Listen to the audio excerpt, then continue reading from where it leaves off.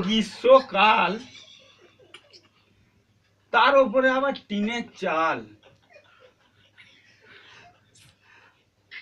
তার নিচেই বসে রাঁধছি 1 কিলো ডাল। হঠাৎ করে দেখি কোত্থেকে এলো একটা বাল। এটা কার বাল? এটা কি ছোট বৌমার বাল? না, তার এখন যৌবন কাল, তার হবে কালো কুচকুচে বাল। তবে এটা কার বাল? এটা কি মেজ বৌমার বাল? না, তার এখন মাসিক কাল, তার হবে রক্ত মাখা বাল।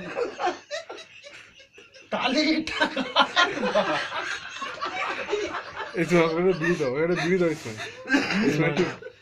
এটা কি বড় বৌমার বাল?